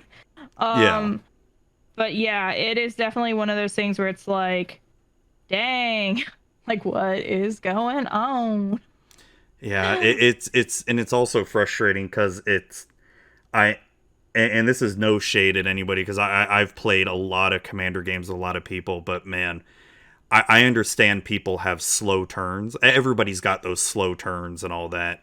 But man, Hmm. when every single turn of yours is extremely slow, just like, come on, pick up the pace here. You got to pick up the pace where it's by the Yeah. time my turn is over and I already know what I'm doing on my next turn. Like maybe things will change depending on the board state, but I know my Yeah. game plan. Let's go, people. Yeah, I'm definitely like one of those where I don't have like, and I think this is because the game that I used to play it is so much less complicated, but there's not much on the game state that's going to change what I'm going to do from turn to turn. Like there's really not. I know like based off of my hand that unless I draw something crazy, what Yeah. I'm going to do at the end of my turn, the last turn. Like I'm like, all right, I'm gonna do this, and then I'm gonna play this, and that's great. And I will say that there are times where like I have to remind myself to be patient because Yeah. Yeah. at the end of the day, I've been playing Magic off and on for 20 years now, Yep. 20 plus, Oh and fuck. Oh god, it has been 20. yeah, Oh god. Oh god. yeah. Oh fuck. I'm feeling old as Like the shit other right now. night, we had someone who was taking a very long time winning the game, and it was the last turn. And I was like, all right, honey, you got this. We're not going to block. You got this. And, Oh yeah, you know, sometimes you'll just purposely throw a game. You're just like, let's let it be done, please. yeah. And I was like, I had to remind myself this person is learning. They are Yep. not sure of the board state, and even sometimes for me and when I'm playing four person in person, I can't see the boards that are not like, if your card is not right next to my board top bottom, I can't tell what's happening over there. If you're cat a corner from me, you might as well be in Wyoming. I have no idea what your board state is or what's Yeah. going Yeah. on, and I'm just guessing. And so you know that kind of like, I have to remind myself that I'm playing off of intuition and just knowing my deck and knowing how my cards work and like knowing what the possible actions are. And I have all of this data that I've collected over Mm-hmm. years and years and years. And does that make me the best player? No. Does that make me the most impatient player? Maybe. But I'm also losing when I shouldn't or missing triggers when I shouldn't because I'm like rushing through or I'm doing this or I'm like, oh my God, Yeah. just Yeah. No, I know what you like, mean. And that's not to say we all have those times where we're playing that complicated deck where it's got a crap ton of triggers, and I always feel bad if I'm taking a long time on my turn mm, because sometimes that happens. Like I understand that happens with everybody's deck. There's going to be those yes. turns where you're just like, oh shit, there's like 50 triggers, to do, and I get it, but man, when you're playing those decks, if someone new, I can understand going slow, that's fine. But if you're someone who every deck you play is just solitaire, it's like maybe you got to Mhm. rethink your decks here, or I don't know, because I definitely have those decks where, like, when I was on your stream, the mono black deck, my Yara deck, Yeah. there's times I don't want to play it because all it is just too many fucking triggers to remember. And Yes. and so sometimes I just want to play a stupid beat 'em up deck where just like all I got to Right. think about is just turn the creatures, and that's about Yes. it. I don't want to I think about definitely anything else. understand that. I definitely lean towards like just turn them right, see what happens. It's fine. But like even like my most recent game, I turned some creatures right and lost them because I thought that I had the commanding board state, but I didn't. And it was so sad. I think even the game that I played against the RC, I went ahead and let Adeline die, and I was playing my Rick deck, which is currently in pieces and probably won't Oh be rebuilt no. because but I let her die, and I still went back. I went back and thought about it time and time and time and time again because you overthink things when you make mistakes, and it's like if I had let her live, I might have won that game. I won't say I would have. I would have won that game Oh yeah, because it's definitely. RC and If I had like just drawn maybe. this card, I would have won. But yeah, but it was like I would have had a much more commanding board state for much longer if I had not made that mistake. So it's one of those things where I've been thinking about ways to remind myself of certain board states or certain triggers, and I will keep saying this until Moxfield, the two people at Moxfield finally give in and make this happen. But I've been trying to figure out a way to print out all of my triggers so that I could just have it next to my desk and be like, this trigger happens here and this trigger happens here. And I might just do it manually, but for right now, I've been using these little cards that come in your pre-release kits and your commander kits. And I don't know what these cards are for. So if anybody out there can tell me, I don't know. But what I've been So doing they're is little like, for cardboard example, cards. yeah, for example, when I have a card that has a trigger, this is Felidar Retreat, I will actually place my trigger card over the picture, and you can still read the top. It makes it hard to scan, so I just Yeah. it makes it hard to scan, but if you put it over the picture, I know that it's a trigger. I don't know what the trigger is, but then I can say, oh, it's a landfall trigger. And maybe the answer I'm actually thinking off the fly is to make something this size that says landfall or ETB or whatever the trigger is. Yeah, that'd be good, and you could color code them too, so that it doesn't get confusing. Like Copyrighted here and now. Yes. 5/24/22. Beth, Queen of Cardboard. My idea. Somebody pay me. There you go. Like landfall triggers, it could say landfall would be green, ETB could be red, whatever. We have designed a product. There you go. But yeah, that's what I was doing, was trying to be like, all right, I can keep track of my triggers that way. So It's not a bad idea, because it's, especially if you're playing a deck with a lot of triggers like that, and yeah, because I definitely have those. I think a lot of us do. It's a good idea. Yes, I like absolutely. Oh, that. here we are. The only downside, like you were saying, is playing over spell table, it covering the card, and so the other player's not able to scan it. I mean, you could put it next to the card. Would that help? Well, but that would also clutter up your board too. So what I do is like what I did this one time that I did this thing that now I have an idea for, that I'm gonna have a little bit of a moment with, is I would play the card and say, okay, do you need to scan the card? Here's the card, Felidar Retreat, hold it, and then while it's on the stack, let everybody see it, know what they need to do with it, put it where it needs to be on the board, and then add the trigger button to it. Okay. Yeah, it's still, which isn't bad. It's also... It's just for future. You kind of have to...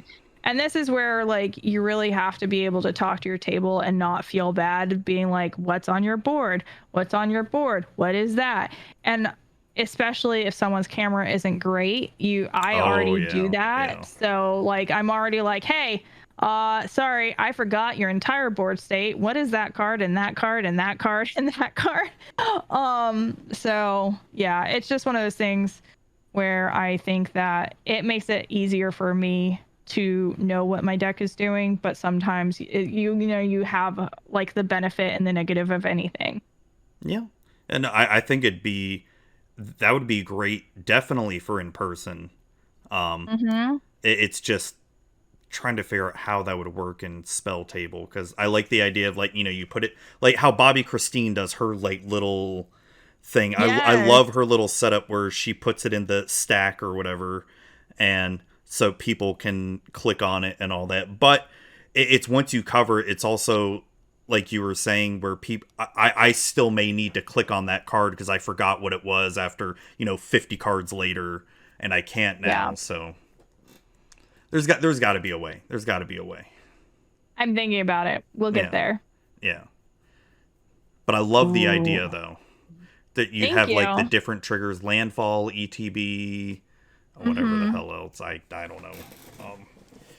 I'm gonna figure it out. I'm already like in my brain. I'm like, there's an answer for this, and I'm gonna figure it out for us. Yeah. Well, like, yeah, because I like it. There's got to be an answer. There will be, and plus with, I mean, hey, you never know. I mean, what spell tables should do is similar stuff like what Bobby Christine and what's her name, Lynn Frank. Lynn is the person who started this. Yeah, who started that? Identifying portions of your board. I was actually thinking about this too. Like, we're having a mat that's like, these are my enchantments, artifacts. These are my, creatures. These are my lands. And this is... because they have the play mats where it's like the graveyard, the main deck, and exile. The exile, but now it'd be starting to get better where, your lands go in front, like how Adria likes to do, Unicorn Fluff, because she's a menace. Well, and like I even have like, I'll take my old token cards, like so this one reminds me that like spellcast will be on this side, and when I put my hand down, I'll put it down here, and I can also put a little dice here or a counter here that tells you how many cards are in hand. Because I have a really bad habit, and I don't play enough competitive Magic for people to call me out on this, but I have a very bad habit of picking up my hand and putting it somewhere else, or putting it down, or losing it. I've lost my hand in a game because, listen, all you see of my desk is like this space. Yeah, right I just see your face, really. I don't see anything. Like my desk is this, like all the way over here. I do see some of the boxes of Magic cards. Here. Yeah. My desk is very large, and there's a lot of stuff on it, and that makes sense. My kids and my family, my husband like to put things on my desk. If it's mine, it goes on my desk, and if it's mine, I put it on my desk, and then my desk is just the catch-all for all the things. And in those moments when my fruit fly attention span is gone, I am looking over here at Twitter, or I'm looking at cards, or I'm building a deck while playing Magic, because that's how my brain works. And then my hand is, I don't know where. So that makes sense. It's because I'm definitely a little bit more organized. Like I have these loose Magic cards on my desk like right now, and that's it, and it's driving me crazy that they're not put away somewhere. Like, so right here is my keyboard. Behind my keyboard, I just found a brush for Warhammer figures. Next to my keyboard is a stack of Moho 2. Then I've got my drink. 2? Yeah, Modern Horizons. Oh, I've never heard it called that before. I'm like, what the hell is Moho 2? I have a box of these thingies.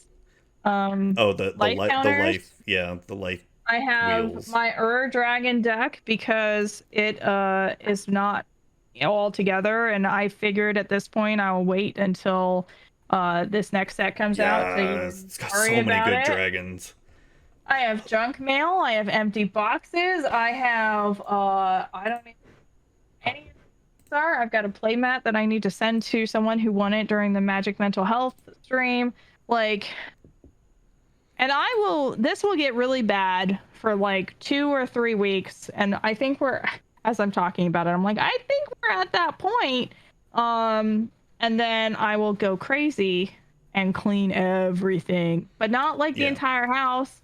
Like one room will be just spotless because I will have lost my shit and now I have to clean it all. And then I get tired, so I only make it through one room, and then we're in this like woo woo woo.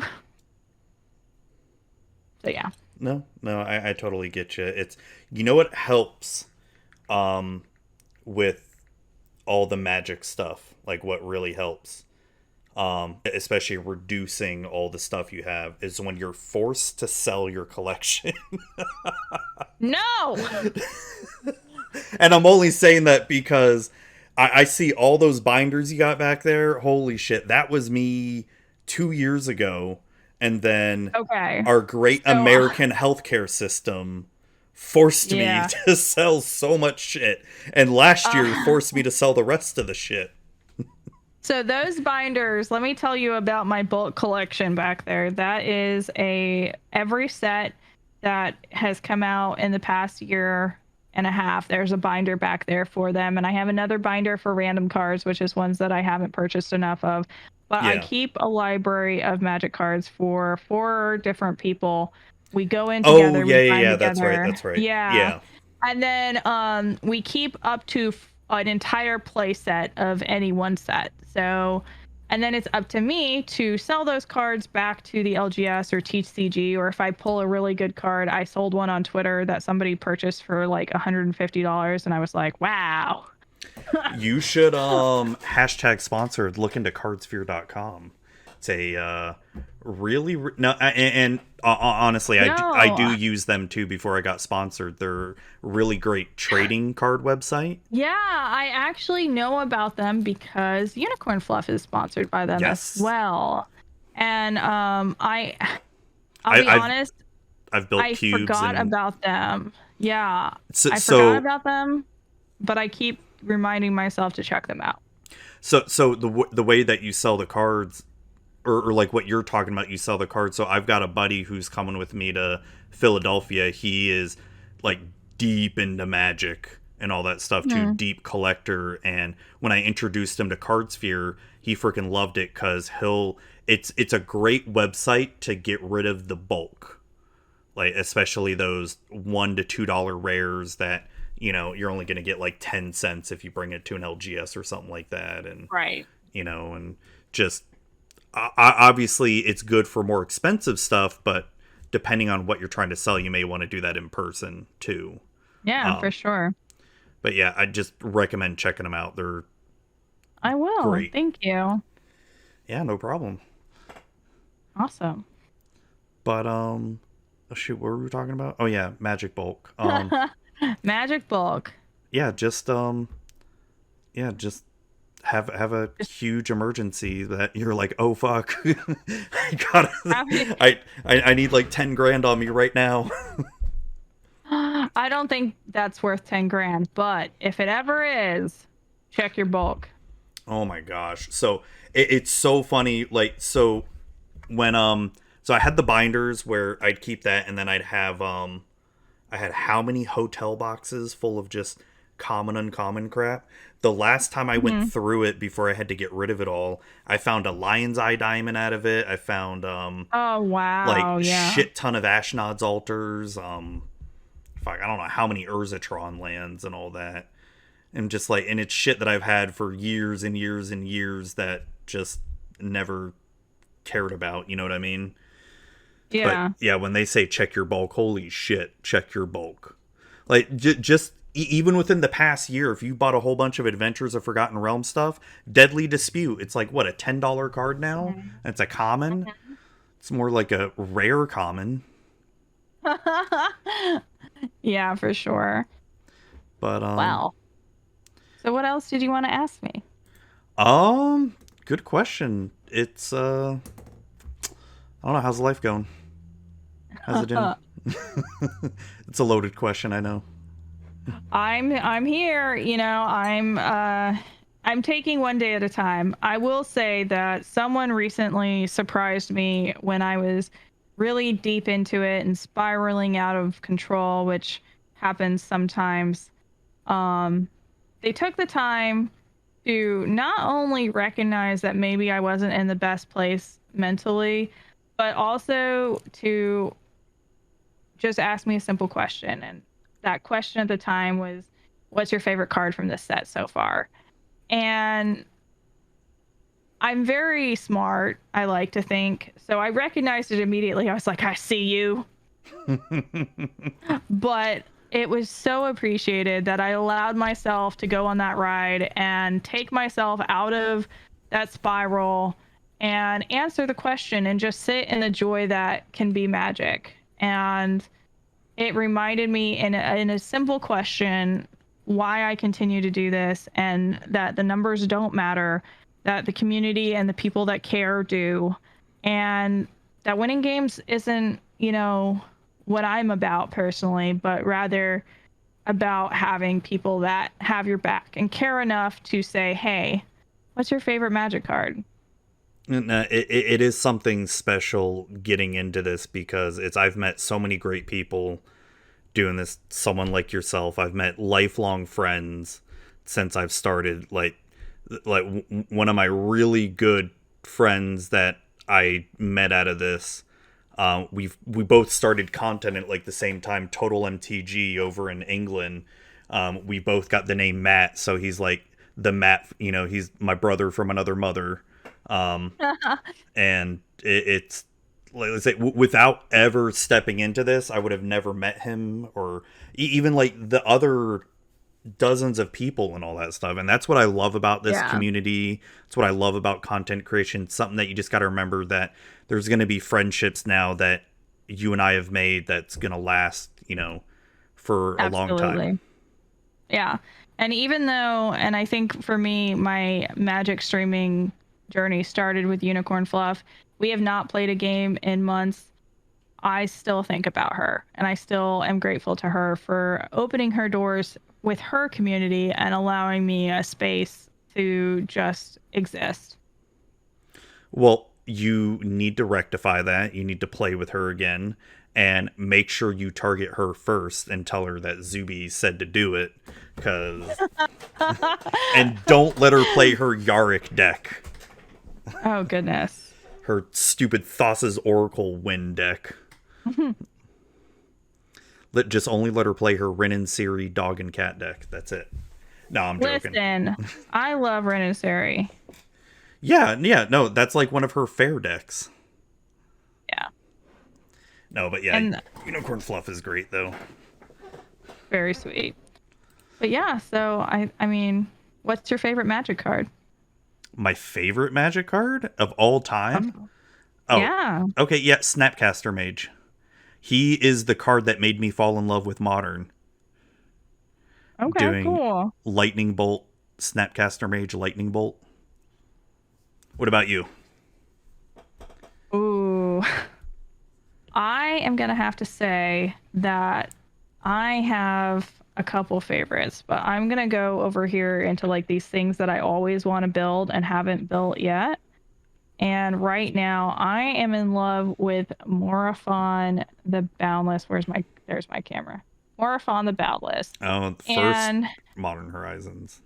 Yeah, I'm definitely a Moho player. I'm definitely a 5-color player, but in my world, Morathon is a unicorn. Is it Unicorn Tribal? It will be Unicorn Tribal. That's and the reason awesome. I had to go with Morathon instead of like Lathiel or Emil is because there are a few unicorn cards out there that are not green or white. Oh, okay. So I had to. Is there enough unicorns to support that? I mean, I've never even looked up how many unicorns there are. We're not going to worry about that. Oh, okay. Okay. Again, It's not about winning. It's just about making a deck that does a thing. Oh, I'm right there with you. It's I've got a buddy Baltan. He tried to make Flag Bearer Tribal happen in EDH. Do you know what Flag Bearer does? I have no idea, but it sounds fun. It's an old ass mechanic from I don't even remember what set, But so Flag Bearer does where if you have like creatures on the board and I try to like use lightning bolt to kill one of your creatures, it has to go to the Flag Bearer instead.